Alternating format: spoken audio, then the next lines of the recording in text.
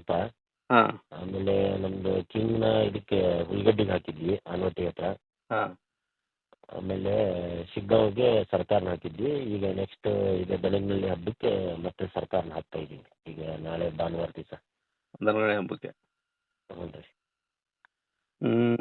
ಈಗ ನಮಗೆ ಗೊತ್ತಿರೋಂಗೆ ನಿಮ್ಮ ಮನೆಯಲ್ಲಿ ಸಾಕಷ್ಟು ವರ್ಷಗಳಿಂದ ಹಬ್ಬ ಹೋರಿಗಳು ಬರ್ತಾ ಇದ್ದೀರಿ.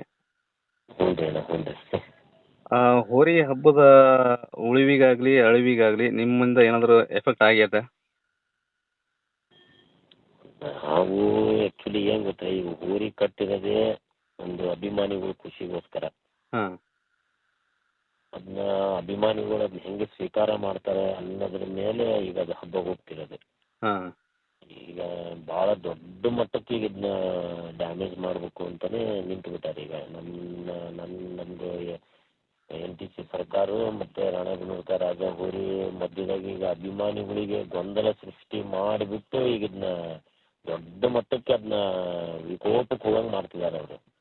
ಈಗೆಲ್ಲ ಕಿಟ್ಟಣ್ಣ ಅವರು ನೀವು ಚೆನ್ನಾಗಿದ್ದೀರಾ? ಹ್ಞೂ ರೀಪ್ಪ, ಏನು ತೊಂದರೆ ಇಲ್ಲ. ನಾನು ಅಂದ್ರೆ ಈಗ ನನ್ನ ಅನಿಸಿಕೆ ಏನಂದ್ರೆ, ಹ್ಞೂ ರೀ, ನೀವೆಲ್ಲ ಚೆನ್ನಾಗೇ ಇದ್ರಿ. ಹ್ಞೂ ರೀ.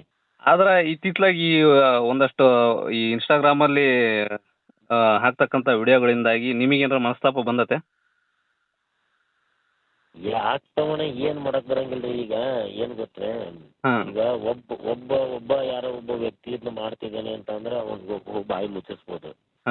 ಆದ್ರೆ ಈಗ ನಮ್ದು ವಿಡಿಯೋಗಳನ್ನು ಎಡಿಟ್ ಮಾಡಿ ಅಪ್ಲೋಡ್ ಮಾಡ್ತಾರೆ.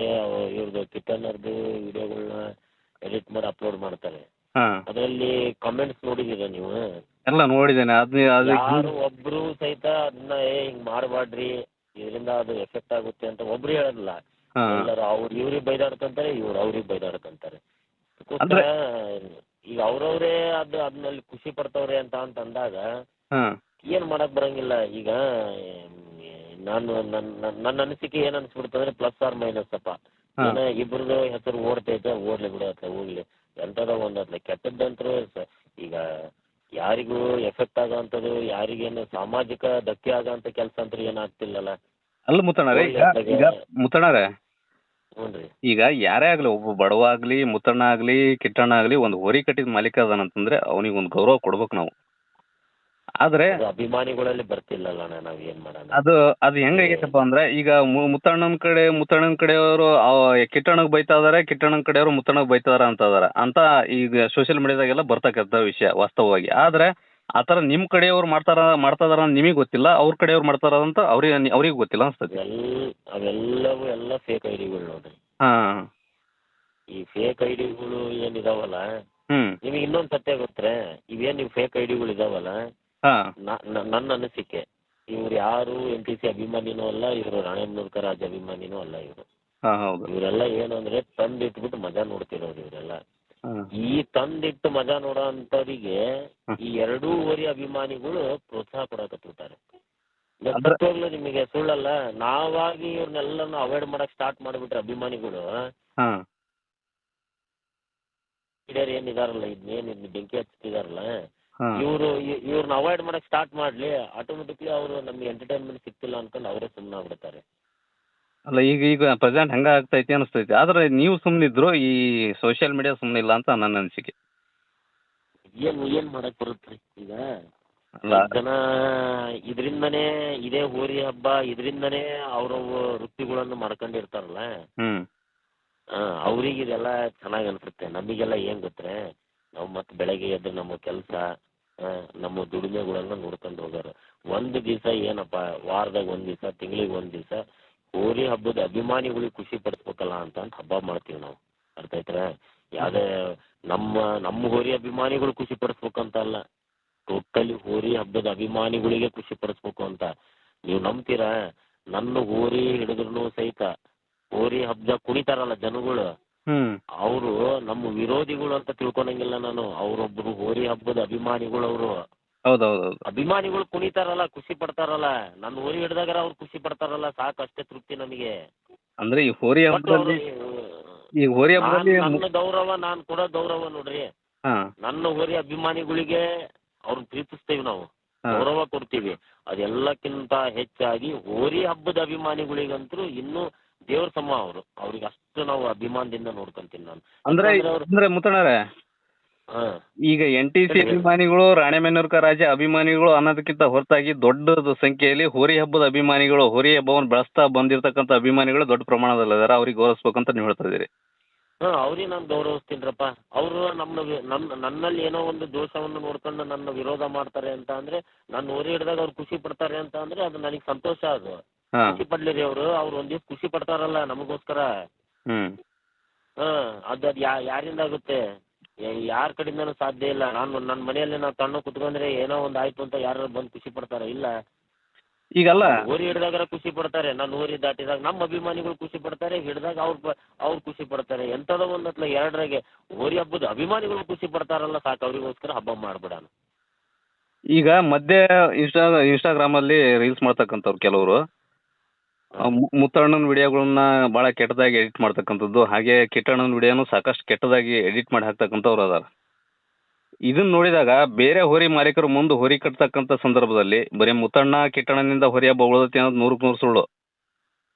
ಅಯ್ಯೋ, ನೀವು ಅದು ಕಿಟ್ಟಣ್ಣರಾಗ್ಲಿ ಮುತ್ತಣ್ಣರಾಗ್ಲಿ ಅವರಿಂದ ಹೋರಿ ಹಬ್ಬ ಉಳಿಬೇಕು ಅನ್ನೋದು ನಮ್ಮಿಬ್ರದ ಆಸೆ. ಆದ್ರೆ ಅಭಿಮಾನಿಗಳದ್ದು ಏನಾಗ್ಬಿಟ್ಟೈತಿ ಅಂತ ಅಂದ್ರೆ ನಾವಿಬ್ರು ಕಚ್ಚಾಡ್ಕೊಂಡು ಇದನ್ನ ಹಾಳು ಮಾಡ್ಬೇಕು ಅಂತ ನಿಂತ್ಕೊಂಡ್ಬಿಟ್ಟಾರ ಅನ್ನಂಗೆ ಅನಿಸ್ಬಿಟ್ಟತ್ ನಮಗೆ. ಅಲ್ಲ, ಅಭಿಮಾನಿಗಳು ಆ ಥರ ಮಾಡ್ತಾ ಇಲ್ಲ, ಅದ್ರ ಹೊರತಾಗಿ ಅಭಿಮಾನಿಗಳನ್ನ ಒಂದು ಟ್ರ್ಯಾಪಿಗೆ ದೂಡ್ತಾರಂತ ನನ್ನ ಅನಿಸಿಕೆ ಕೆಲವರು. ಅದು ಹೆಂಗ ನಾವು ಈಗ ಅದನ್ನ ಹೇಳ್ಬೇಕು ಅನ್ನೋದು ಈಗ ನಮಗೆ ಈಗ ತಿಳಿಲಾರ್ದ ಸಂಗತಿ ಆಗ್ಬಿಟ್ಟೈತ್ರಿ.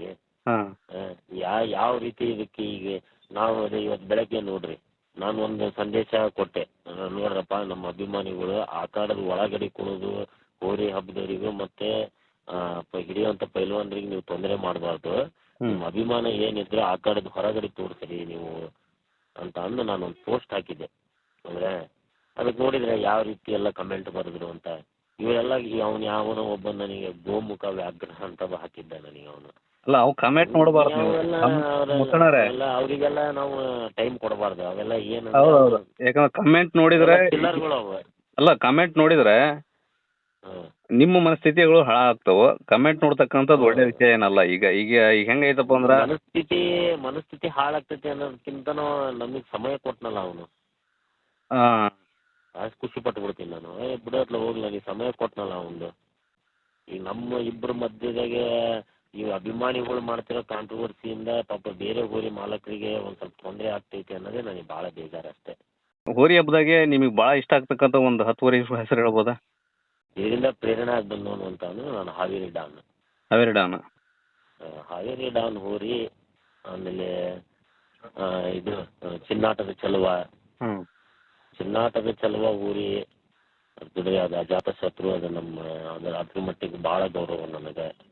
ಆಮೇಲೆ ಇಲ್ಲ ನಾಯಕ ಹೋರಿ ಅವ್ರದ್ದು, ಆಮೇಲೆ ಜೋಗಿ ಹೋರಿ, ಕೆಲವ್ರ ಕೊಪ್ಪ ಜೋಗಿ ಐತಲ್ರಿ ಆ ಹೋರಿ, ಆಮೇಲೆ ಕರ್ನಾಟಕ ನಂದಿ ಹೋರಿ, ಆಮೇಲೆ ಇದು ನಿಮಗೆ ಇನ್ನೊಂದು ಹೋರಿ ಭಾಳ ಇಷ್ಟ ಆಗೋದು ಅಂತ ಅಂದ್ರೆ ನನಗೆ ಕಳಗೊಂಡದ್ದು ದುರ್ಗಾದೇವಿ ಅಂತ ಒಂದು ಹೋರಿ ಬರೋದು. ಕಳಗೊಂಡ ಬ್ಯಾಡಗಿ ಹತ್ರ ಕಳಗೊಂಡ ದುರ್ಗಾದೇವಿ ಅಂತ ಅಂದ್ರೆ ಹಾಯ ಹೋರಿ ಅದೇ. ಆ ಹೋರಿ ಒಂದು ಭಾಳ ಇಷ್ಟ ನನಗೆ. ಆಮೇಲೆ ಈ ಗಾಂಧಿನಗರ ಹಳೆ ಸೂಪರ್ ಇತ್ರಿ, ಆ ಹೋರಿ ಒಂದು. ಅಂದ್ರೆ ಭಾಳ ಅಂದ್ರೆ ಭಾಳ ಇಷ್ಟಪಟ್ಟೆ ನಾನು ಇದು ಮಾಡ್ತಿದ್ದ ಹೋರಿ ಅಂದ್ರೆ ಹಾವೇರಿ ಡಾನ್ ರೀ. ಈಗ ಮುತ್ತಣ್ಣರಿಗೆ ಈಗ ಹಂಗ ನಾ ಕೇಳಿದ್ರೆ ಹಾನಗಲ್ ಸಾರಂಗಲ್ ಕುರಿತು ಏನಾದ್ರು ನಿಮ್ಮ ಅಭಿಪ್ರಾಯ ಹೆಂಗೆ, ಯಾವ ಥರ ಇರುತ್ತೆ? ನಿಮ್ಗೆ ಸತ್ಯ ಹೇಳ್ತೇನೆ, ನಾನು ಇವತ್ತಿಗೂ ಹಾನಗಲ್ ಸಾರಂಗದ ಹಬ್ಬ ನೋಡಿಲ್ರಿ. ಬಟ್ ವಿಡಿಯೋದಾಗೆಲ್ಲ ನೋಡಿದ್ದೀನಿ ಹಾನಗಲ್ ಸಾರಂಗ ಹೋರಿನ. ನಾನು ಅದ್ರದ್ದು ಹಬ್ಬನ ಎದ್ರಿಂದ ನೋಡಿಲ್ಲ. ಬಟ್ ಹೋರಿ ಅದ್ರ ಬಸವಣ್ಣ ರೀ, ಟೋಟಲಿ ಬಸವಣ್ಣ ಅದ್ರ ಮಟ್ಟಿಗೆ ನಾ ಮಾತಾಡಲ್ಲ ಆ್ಯಕ್ಚುಲಿ. ಯಾಕಂದ್ರೆ ಆ ಹೋರಿ ಬಗ್ಗೆ ನನಗೆ ಅಭಿಮಾನ ಐತೆ, ಇಲ್ಲ ಅನ್ನಂಗಿಲ್ಲ. ಆದ್ರೆ ಹಬ್ಬ ನೋಡಿಲ್ಲ ನಾನು ಅದ್ರದ್ದು.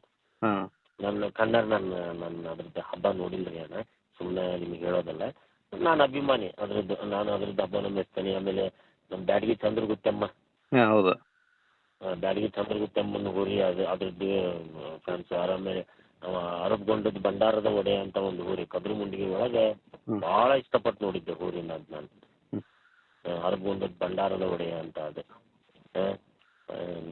ಹಿಂಗೆಲ್ಲ ಈಗ ನಾ ತೋರಿ ನನಗೆ ಒಂದು ಸ್ವಲ್ಪ ಏನಂದ್ರೆ ನನಗೆ ಪ್ರೇರಣೆ ಕೊಟ್ಟ ಊರುಗಳು ನಾವು ಹಬ್ಬಕ್ಕೆ ಬರಲಿ ಅಂತ ಅಂದೆ. ಹೋರಿ ನೀವು ಹೋರಿ ಕಟ್ಟಕ್ಕೆ ಒಂದಷ್ಟು ಇನ್ಸ್ಪಿರೇಷನ್ ಆಗಿದ್ವು.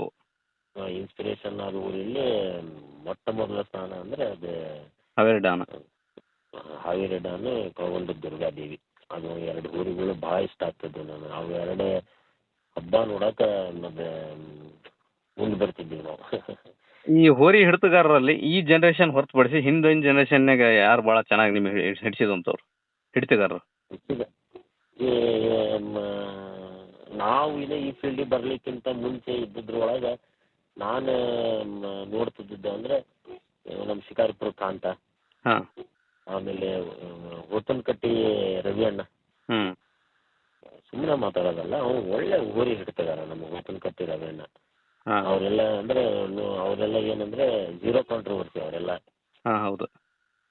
ಆಮೇಲೆ ಅಡಗಂಟಿ ಪ್ರವೀಣಣ್ಣ,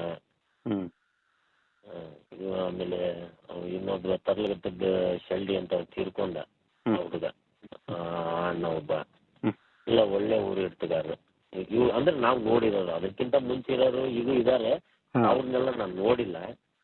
ಬಟ್ ಇವ್ರನ್ನೆಲ್ಲ ನೋಡಿದ್ದೀನಿ. ಹೋತನಕಟ್ಟಿ ರವಿಯನ್ನ, ಈ ಕಾಂತ, ಶಿಕಾರಿಪುರ ಕಾಂತ ಅವರೆಲ್ಲ ನಾವು ಹಬ್ಬದ ನೋಡಕ್ಕೆಲ್ಲ ಬಂದ, ನಾವೆಲ್ಲ ಸಣ್ಣ ಊರಿದ್ದ, ಇವರೆಲ್ಲ ಒಳ್ಳೆ ಊರು ಇಡ್ತಿದ್ದಾರೆ ಅವಾಗೆಲ್ಲ. ಇನ್ನು ಒಳ್ಳೆ ನಾನು ಹಳಬರೊಳಗೆ ಇವರು ಮೆಚ್ತೀನಿ ನಾನು. ಅಂದ್ರೆ ಈಗ ವೈಯಕ್ತಿಕವಾಗಿ ಮುತ್ತಣ್ಣರು ಯಾವ ಬಿಸ್ನೆಸ್ ಅಲ್ಲಿ ಇದ್ದಾರೆ ಅಂತ ಒಂದಷ್ಟು ಮಾಹಿತಿ ಹೇಳ್ಬೋದಾ? ವೃತ್ತಿ ಒಳಗೆ ಒಬ್ರು ವ್ಯಾಪಾರಸ್ಥರು ನಾವು. ಅದಕ್ಕಿಂತ ಹೆಚ್ಚಾಗಿ ಸ್ವಲ್ಪ ಜಮೀನು ಜಾಸ್ತಿ ಐತೆ ನಮ್ದು. ಎಲ್ಲ ತೋಟ ಮಾಡಿದೀವಿ ಈಗ. ಅಂದ್ರೆ ವ್ಯಾಪಾರ ಅಂದ್ರೆ ಯಾವ ತರ ವ್ಯಾಪಾರ ಮಾಡ್ತೀರಿ? ನಮ್ದು ಅದೇ ಮೆಕ್ಕೆಜೋಳ ವ್ಯಾಪಾರ, ಅಡಿಕೆ ವ್ಯಾಪಾರ ಐತಿ. ಆಮೇಲೆ ಇದು ಈ ರಿಯಲ್ ಎಸ್ಟೇಟ್ ಬಿಸ್ನೆಸ್ ಐತೆ ನಮ್ದು. ಹೌದ್ರಿ. ಸ್ವಲ್ಪ ಎಲ್ಲ ಈ ಬಿಸ್ನೆಸ್ ಎಲ್ಲ ಕಮ್ಮಿ ಮಾಡಿದೀವಿ ಈಗ. ಎಲ್ಲ ಒಂದು ಸ್ವಲ್ಪ ಈಗ ನಮ್ಮ ತಂದೆಯವರೆಲ್ಲ ಫುಲ್ ಜಮೀನು ನೋಡ್ಕೊಂತಾರೆ ಈಗ, ತೋಟನ. ಆ ಕಡೆಗೆ ಒಂದು ಸ್ವಲ್ಪ ಒಲವು ನಮಗೆ, ಏನೋ ನೆಮ್ಮದಿ ತೋಟ ಅಂತ ಅಂದ್ರೆ ನಮಗೆ. ವೃತ್ತಿ ಒಳಗೆ ನಾವೆಲ್ಲ ರೈತಾಪಿ ಜನ, ನಾವೇನು ವ್ಯವಹಾರ ಅವೆಲ್ಲ ಈ ಬಂದಿರೋವೆಲ್ಲ ನಮ್ಮ ಇದ್ರೊಳಗೆ ವೃತ್ತಿ ಒಳಗೆ ರೈತಾಪಿ ಭಾಳ ಇಷ್ಟಪಡ್ತೀವಿ ನಾವು.